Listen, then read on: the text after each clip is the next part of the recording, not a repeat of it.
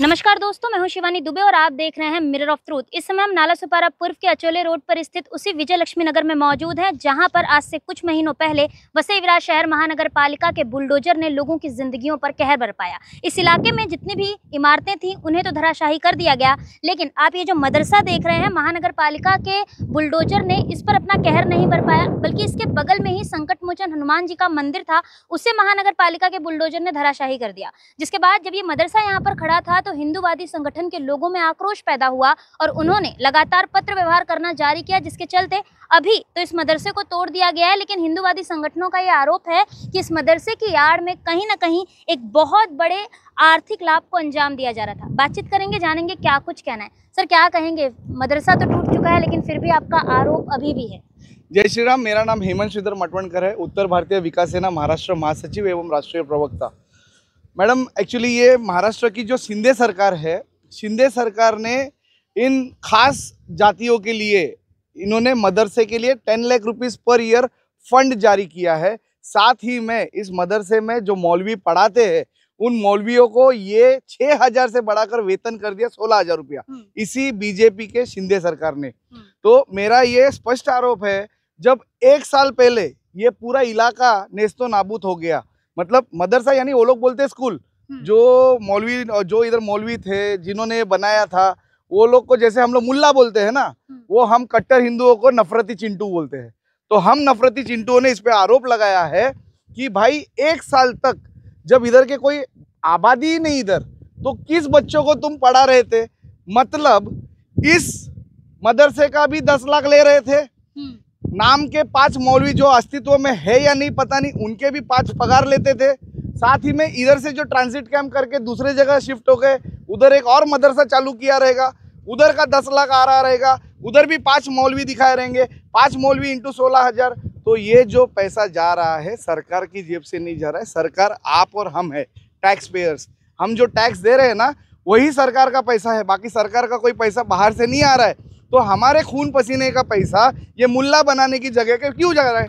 यही हमारा स्पष्ट आरोप है। अच्छा हेमंत जी, यहाँ पर जब आप लोगों ने इसका विरोध किया तो ये भी बात निकलकर सामने आई कि इस मदरसे को इसलिए नहीं तोड़ा गया क्योंकि यहाँ पर उसमें कुरान थी, बच्चों के पढ़ने की किताबें थी, ये सारी चीज़ें थी। तो ऐसे में आप लोग देखिए, धर्म और जातिवाद एक अलग विषय है, लेकिन क्या बच्चों को शिक्षा का अधिकार नहीं है? तो यहाँ पर इस तरीके का विरोध क्यों? हम इस चीज़ का रिस्पेक्ट करते हैं कि उनके धर्म ग्रंथ इसके अंदर थे, साथ ही में बोलते थे जनाजे का सामान अंदर था। हाँ। बहुत अच्छी बात है, जनाजे का सामान था। तो यही रिक्वेस्ट जब पुलिस प्रशासन और अधिकारी, बीवीएमसी के अधिकारी यहाँ तोड़ कार्रवाई करने को आए थे, तो यही एग्जाम्पल या यही एक्सक्यूज वो लोग दिए रहेंगे। तो ये एक्सक्यूज दिया, ठीक है, पर एक्सक्यूज देने के बाद 1 हफ्ते बाद, 15 दिन बाद, 1 महीने बाद ये हटना चाहिए था। उसके बाद हटा क्यों नहीं? मेरा सवाल वही है। और जो लोग भी इन मौलवियों को और इस मदरसे को 10 लाख और 16,000 के हिसाब से पगार बांटते हैं, ये जांच का विषय है। इस पे गहराई से जांच हो, इस पे लिखा पढ़ी मैं भी करने वाला हूँ। अच्छा, जिस तरीके से अभी आप ये कह रहे हैं कि आर्थिक लाभ कहीं ना कहीं ये जो मदरसे चलाने वाले लोग हैं उनके द्वारा देखा जा रहा था, 100%। तो आपके पास इसका कोई सबूत या एविडेंस मौजूद है? क्योंकि अभी आपने पत्र व्यवहार किया नहीं है, क्या पता हो सकता है इन्होंने ऊपर की अथॉरिटी में इसकी बात ही नहीं की, उसकी चर्चा ही नहीं की हो, कुछ भी हो मैं क्या सकता है। बोला, ये जांच का विषय है और डेफिनेटली जब पत्र व्यवहार करूंगा, आरटीआई डालूंगा, तो पता चलेगा कि इसका 10 लाख मिल रहा था कि नहीं, इधर मौलवी जो अस्तित्व में नहीं है वो है कि नहीं, जो भी है। मगर ये शिंदे सरकार मौलवी लोगों को 6,000 का पगार बढ़ा के 16,000 कर चुकी है और हर एक मदरसे को ये लोग 10 लाख रुपया सालाना पैसा देते हैं। मैं कहता हूँ, अगर अल्पसंख्यकों की बात आती है तो हमारे जैन लोग हैं, हमारे सिख भाई है, हमारे पारसी लोग हैं। आज पारसी कम्युनिटी के वजह से अपना पूरा इंडिया कहाँ से कहाँ पहुँच गया है। टाटास, बिरलास, ये सब कौन है? पारसी तो है। आज सबसे अल्पसंख्यक अगर कोई है ना तो पारसी है। तो ये लोगों को यही सरकार, हमारी देवेंद्र फडणवीस बोलते हैं हम मुसलमानों के 52 जातियों को ओबीसी का आरक्षण देंगे, जबकि उत्तर भारतीयों की इतनी सारी जातियां हैं जिनको उनके राज्य में एससी, ओबीसी, एसटी सब कुछ मिलता है, मगर यहाँ उनको ओबीसी का भी दर्जा नहीं है। वो क्यों? ये दो जातियों के लोगों को, जो धर्मों के लोगों को अलग अलग नजर से ये सरकार देख रही है, जो साफ तौर पे गलत है। बीजेपी तो हिंदुत्व की सरकार है, ऐसा कहा जाता है, तो आप ये कैसे कह सकते हैं कि वो दूसरे समुदाय के लोगों का साथ दे रही है? डेफिनेटली बीजेपी हिंदुत्ववादी सरकार है, ये जताती है और बहुत हद तक उसने प्रूव भी किया। राम मंदिर बना और बहुत सारे इसकी ये अपने पास एग्जांपल्स है। हाँ। मगर साथ ही में हमें ये नहीं भूलना चाहिए कि ये सेक्युलर सरकार है, इसको मुसलमान भी चलते हैं, इसको क्रिश्चियन भी चलते हैं, इसको हिंदू भी चलते हैं। नहीं, पर हम तो धर्मनिरपेक्ष राष्ट्र में रह रहे हैं ना, अगर चलते हैं तो समस्या क्या है? मैडम यही तो प्रॉब्लम है, धर्मनिरपेक्ष भारत क्यों है? कोई भी देश, इस्लामिक देश या क्रिश्चियन देश, मुस्लिम देश या क्रिश्चियन देश किस बेसिस पे बनता है? जिस देश में जिस धर्म की जनसंख्या ज्यादा हो उस धर्म का वो देश बन जाता है। तो यहाँ पे हम लोग 80 थे, अभी 70 पे आ रहे हैं, धीरे धीरे 50 पे आ जाएंगे, शायद विलुप्त भी हो जाएंगे, तब जाके अपना भारत हिंदू राष्ट्र बनेगा। कब बनेगा? तो कुल मिलाकर आप ये कह रहे हैं कि कहीं ना कहीं अल्पसंख्यक की वजह से हिंदू खतरे में है? 100% है, डेफिनेटली है, 100% है। आप क्या कहेंगे आतिश जी, यहाँ पर आप भी हैं, इस मदरसे का सबसे पहले विरोध आपके द्वारा ही किया गया था, फिलहाल तो ये टूट चुका है, लेकिन जो आरोप है वो अभी भी जस के तस बने हुए हैं। देखो, मेरा तो कहना ऐसा है कि मैंने जो ये मुद्दा उठाया था उसके बाद अनेक हिंदू संगठनवादी सब लोग एक होके, जिसका रिजल्ट आपके सामने है, जिसको मिट्टी में मिला दिया गया है, जो बेकायदेशीर था। दूसरी बात ऐसा कि ये जो हम लोग इसको ढांचा बोल रहे थे, मगर ये जो मदरसा है ना, ये इनके द्वारा जब ये टूटने के एक दिन पहले जब इन्होंने वीडियो वायरल की, क्लैरिफिकेशन दिया, हमारी किताब है, ये है, वो है, तब उन्होंने कहा कि ये जो कुछ चिंटूक लोग हैं, ये नफरती चिंटू है, ये लोग ने जानबूझ के इसको ये बोला, वो बोला, मस्जिद बोली, फलाना बोला, मगर ये है तो मदरसा। तो ये उन्होंने बोला था मदरसा, हमने तो नहीं कहा ये मदरसा है। हमारा विरोध ये था कि ये अवैध बांधकाम है, जैसे यहाँ से 41 बिल्डिंग तोड़ के हजारों लोगों को बेघर कर दिया, वैसे इसको भी बेघर कर दो, इसको भी तोड़ के खत्म कर दो। विषय यहीं पे खत्म हो रहा था। मगर जबरदस्ती कुछ ना कुछ टिप्पणी टापनी करोगे तो आपको उत्तर का प्रति उत्तर देने के लिए अभी हिंदू समाज एकत्रित है और तैयार है, और अच्छी तरह से तैयार है, जिसका ईंट का जवाब पत्थर से देना हम जानते हैं। एक और सवाल तीखा है परंतु सत्य है कि जब चुनाव आता है तभी क्यों हिंदूवादी संगठन जागता है? क्योंकि अभी ये मदरसा यहाँ पर कब से है ना, तो आप लोग 1 साल हो गया, आप लोग ने अभी पत्र व्यवहार करना चालू किया, अभी आप बोल रहे हैं टिक्का टिप्पणी, उत्तर का प्रति उत्तर। देखिए, हिंदुत्व का सपोर्ट होना लाजमी है, लेकिन एक धर्मनिरपेक्ष राष्ट्र में आप जिसको एक बात बोल रहे हैं कि आप बयान दे रहे हैं, सामने वाले बयान दे रहे हैं, लेकिन आपके हिसाब से जो हिंदुत्व की रक्षा है, संविधान के हिसाब से उसे हेट स्पीच कहा जाता है, तो आप अब क्यों जागे हैं? मैडम, पहले तो बता दूं, हेट स्पीच हमने नहीं दिया था, हमने इसका अवैध निर्माण है उसको तोड़ो बोला था। हेट स्पीच तो उन्होंने दिया कि कुछ हिंदूवादी लोग आ गए, उन्होंने ऐसा कर दिया, वैसा कर दिया, हमने ये मंदिर छोड़ दिया, वो कर दिया, गालानगर में मंदिर टूटा तो हम लोग साथ किए, और अभी ये लोग आके ये तोड़ रहे।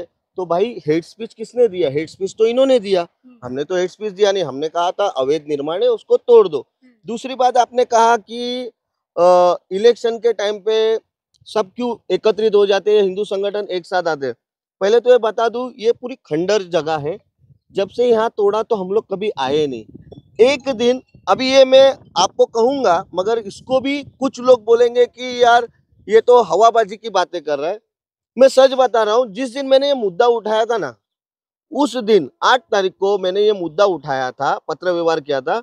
6 तारीख को साक्षात हनुमान जी मेरे सपने में आए थे और उन्होंने कहा था कि मुझे यहाँ पे नाइंसाफी करके मुझे हटा दिया गया है, बालक तू वहां जाके चेक कर, वहां पे कुछ अवैध निर्माण है, इसलिए मैं आया। ये मैंने आपके सवाल का जवाब दिया कि आपने ये मुद्दा अभी क्यों उठाया, तो ये मुद्दा मैंने नहीं उठाया था। बुद्धि देना ईश्वराचे, मतलब बुद्धि देता है वो भगवान देता है, तो भगवान ने बुद्धि दी और मैं यहाँ आया, मैंने देखा और दूसरे दिन आवाज उठा ली।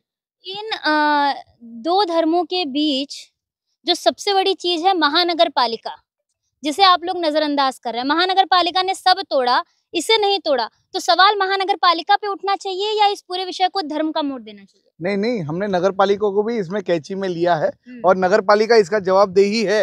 अभी भी हमारे सवालों का जवाब नहीं है कि इसको किसके कहने पर 1 साल का आश्रय दिया गया, क्योंकि आपने आजू बाजू में तो सब खत्म कर दिया। अभी आप ये नकली तालाब, क्या बोलते, कृत्रिम तालाब भी बनाने को आए थे, तभी उधर एक फोटो भी था, हनुमान जी का एक फोटो और एक ये रखा, झंडा रखा था, वो भी उखाड़ के फेंक दिया। अच्छा, मतलब आपको हिंदुत्व का कुछ भी नहीं चाहिए, बाकी सब चलता है। ये चलता है का एटीट्यूड अभी नहीं चलेगा। अब यहाँ के हिंदू जाग चुके हैं और जैसे को तैसा देना जानते हैं। पर यहाँ के हिंदू तो भारतीय जनता पार्टी के ही विरोध में है, जो कि हिंदुत्व की सरकार है।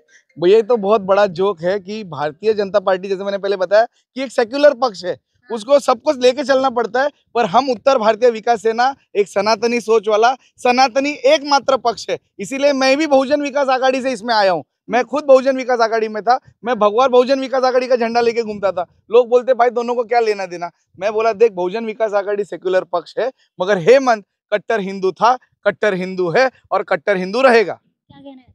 जैसे कि आपने अभी एक सवाल किया कि इस मोड़ को नगर पालिका ने, इसमें नगर पालिका की लापरवाही है, तो मैं बताना चाहता हूं कि हमने पहले जितने भी वीडियो बनाए, न्यूज़ चैनल, आप पत्रकार, आप जैसे अनेक लोग आए थे जिन्होंने भी कवर किया है ना, तो हमने वहां पे बताया था कि अंदर लाइट चलती थी, ये अवैध था, सीसीटीवी इन्होंने ऐसे ही रखा था। इसके अंदर सीसीटीवी था और इसको लाइट दी गई थी, और ये लाइट की वायरिंग जहाँ से गई थी वो भी हमने बताया हुआ है। हमने एमएससीबी में भी जाके बोला था, तो ये तो जांच का विषय है। जिसने लाइट दी है, अब किसने दी, किसके बोलने अब पे दी? और किसके बोलने पे दी, ये आप पता करिए और नगर पालिका को बताइए कि उसके ऊपर एफआईआर दर्ज करें। कहीं ना कहीं जो 10 लाख रुपए की बात आप कह रहे हैं, उसका बंदरबाट ऊपर से लेकर नीचे तक सबके सब में हो रहा था, जिसके चलते ये पूरा का पूरा मदरसा बन के खड़ा था। एग्जैक्टली 100% यही मैं कहना चाहूंगा। और ये आने वाले समय में आरटीआई और पत्र व्यवहार करके मैं ये आपके सामने खुलासा भी करूंगा बहुत अभी जल्दी। आपकी क्या मांग है? अभी मेरी यही मांग है भाई, इसका क्या हुआ है क्या नहीं हुआ है वही है, बाकी ये टूट गया है।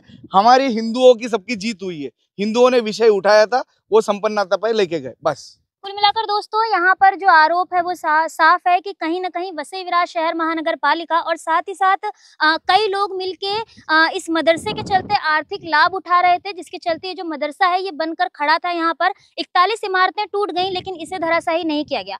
वसई विरार नाला सुपारा में भारतीय जनता पार्टी की सरकार है और भारतीय जनता पार्टी के राज में अवैध तरीके से मदरसा खड़ा रहता है, लेकिन जो शिवजी का मंदिर होता है वो टूट जाता है। अब सवाल ये कि आखिर ये कैसी हिंदुत्व की सरकार है जिसके राज में, राम राज में, मंदिर तक सुरक्षित नहीं है और इस तरीके का जो मदरसा है वो अवैध तरीके से खड़ा है। यहाँ पर किसी धर्म का विरोध नहीं है, लेकिन सवाल यहाँ पर यही है कि आखिर क्या कारण है कि महानगर पालिका की आंखें इस तरीके के चीजों पर तो बंद हो जाती हैं, और जब मंदिरों पर तोड़क कार्रवाई करने की बात आती है तो महानगर पालिका नींद से जागती है और अपना बुलडोजर लेकर भागती है। बहरहाल दोस्तों, आज की इस वीडियो में इतना ही। मैं शिवानी दुबे फिर मिलूंगी आपसे अगली खबर में। तब तक देखते रहे मिरर ऑफ ट्रूथ, क्योंकि हम दिखाते हैं सच का आईना। ऐसी ही और खबरें देखने के लिए बने रहे हमारे साथ और सब्सक्राइब करें मिरर ऑफ ट्रूथ। वीडियो पसंद आने पर लाइक, कमेंट, शेयर जरूर करें।